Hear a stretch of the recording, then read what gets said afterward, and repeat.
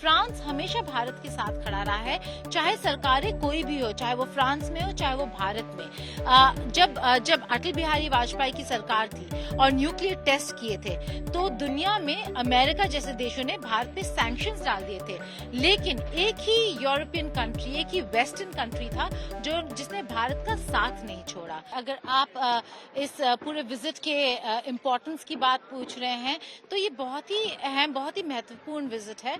क्योंकि ये ऐसे वक्त पे आ रहा है जब भारत ने कुछ और देशों को इनविटेशन भेजा था, अमेरिका उनमें से एक था, लेकिन क्योंकि वो क्वाड मीटिंग नहीं हो पाया शेड्यूलिंग की वजह से, तो लास्ट मिनट जब आप किसी देश को बुलाते तो उनको पता होता है कि वो शायद पहले चॉइस नहीं थे। बावजूद इसके फ्रांस के राष्ट्रपति ये दौरा कर रहे हैं। इसका मतलब ही ये है कि वो भारत को कितना इम्पोर्टेंस देते हैं और प्रधानमंत्री नरेंद्र मोदी के साथ जो उनका इंटरपर्सनल रिलेशनशिप है वो कितना महत्वपूर्ण और इम्पोर्टेंट है।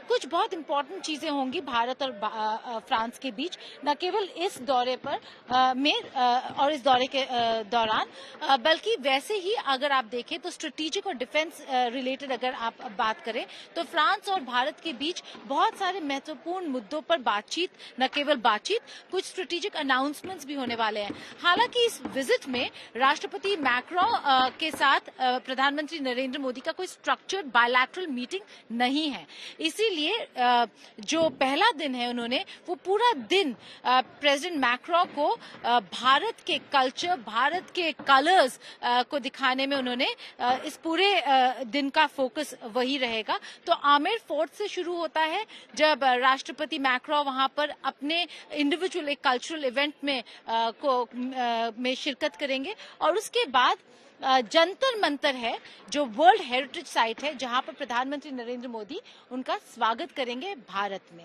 और वहां से एक रोड शो निकलेगा। वो रोड शो यहां हवा महल पे रुककर सांगानेरी गेट में खत्म होने वाला है। लेकिन जो डिफेंस और स्ट्रेटेजिक एस्पेक्ट्स है उनमें राफेल्स कितने आने वाले हैं, कितने और राफेल्स हमारे नेवी के लिए यानी कि एयरक्राफ्ट कैरियर के लिए आएंगे, और मेक इन इंडिया में डिफेंस प्रोडक्शन में भारत और फ्रांस कहां जाने वाला है, ये सारे मुद्दे काफी इंपॉर्टेंट होंगे।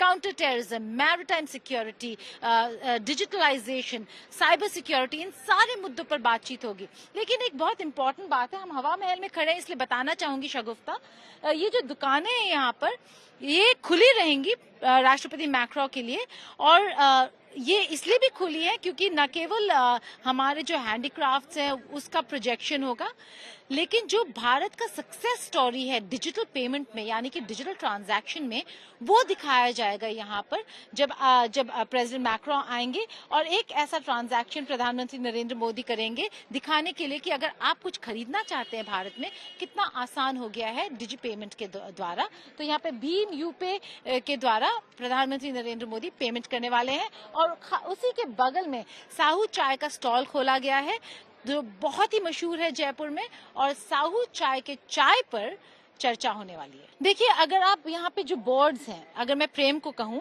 ये बोर्ड्स को अगर आप देख लें तो पूरे रास्ते में जितने भी फोटोज लगे हैं इमैनुअल मैक्रो और प्रधानमंत्री मोदी के, वो फोटोज ही बताते हैं कि इन दोनों में दोस्ती कितनी गहरी है। यहाँ पे आप देख रहे हैं हाथ मिलाते हुए, लेकिन अगर आप उस तरफ देखेंगे तो मुस्कुराते हुए हैं, और कहीं और अगर आप देखें तो उनके हग्स हैं, मतलब गले मिलते हुए। तो अगर आप इनके इंटरपर्सनल रिलेशनशिप की बात करें तो आपको खुद ही नजर आएगा कि कितना गहरा है। लेकिन इसके अलावा भी मैं बता दूं शगुफ्ता, फ्रांस हमेशा भारत के साथ खड़ा रहा है, चाहे सरकारें कोई भी हो, चाहे वो फ्रांस में हो चाहे वो भारत में। जब अटल बिहारी वाजपेयी की सरकार थी और न्यूक्लियर टेस्ट किए थे तो दुनिया में अमेरिका जैसे देशों ने भारत पे सैंक्शंस डाल दिए थे, लेकिन एक ही यूरोपियन कंट्री, एक ही वेस्टर्न कंट्री था जिसने भारत का साथ नहीं छोड़ा, वो है फ्रांस। तो तब से लेके अब तक आप देख रहे हैं कि फ्रांस एक बहुत बड़ा न केवल स्ट्रेटेजिक पार्टनर है बट एक अल्टरनेटिव भी है।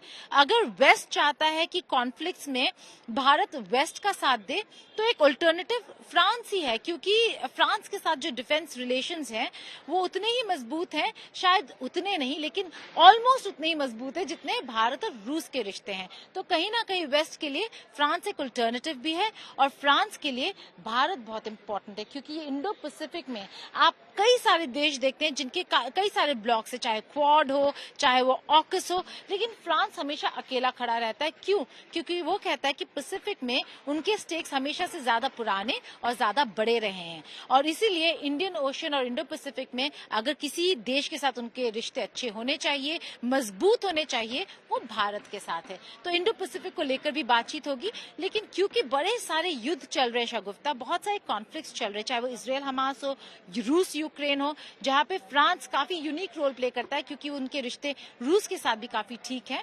तो इन मुद्दों पर भी बातचीत होगी दोनों लीडर्स की। अगर आप यहाँ पे देखें, सुरक्षा कर्मी हर जगह तैनात हैं।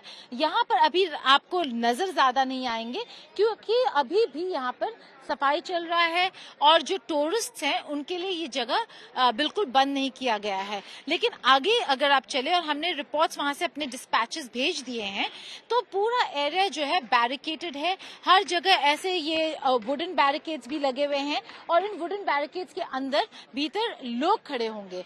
तो लोग खड़े होंगे जब प्रधानमंत्री नरेंद्र मोदी और राष्ट्रपति मैक्रो यहाँ पर आएंगे। लेकिन अगर आप तैनाती की बात करें तो वहां पर एक बहुत बड़ा ब्रीफिंग चल रहा है। अभी कुछ ही देर पहले बड़ा ब्रीफिंग चल रहा था पुलिस कर्मियों को लेकर कि कौन कहां पर खड़ा होगा, प्रोटोकॉल क्या रहेगा, और ये जो पूरा इलाका है जंतर मंतर से लेके सांगानेरी गेट तक, ये पूरा एरिया कॉर्डन ऑफ हो जाएगा। जिन लोगों को परमिशन है वो लोग आएंगे और ये ब्लू व्हाइट बैरिकेड्स के अंदर खड़े हो जाएंगे। इसके अलावा यहाँ पर कोई ट्रैफिक नजर नहीं आएगा। लेकिन क्योंकि जयपुर और राजस्थान एक बहुत बड़ा टूरिस्ट डेस्टिनेशन है, और हमारे सहयोगी जो यहाँ पे ब्यूरो हेड हैं शरद कुमार, वो बता रहे थे कि राजस्थान के टूरिज्म में भी फ्रेंच टूरिस्ट का बहुत बड़ा कंट्रीब्यूशन रहता है। तो इसीलिए क्योंकि इनको बहुत ज्यादा अर्ली इंटीमेशन नहीं था, तो इन टूरिस्ट को रोका नहीं जा रहा है। कुछ समय में जब प्रोटोकॉल लग जाएगा तो इन टूरिस्ट को यहाँ से हटा दिया जाएगा और ये पूरा एरिया कॉर्डन ऑफ हो जाएगा।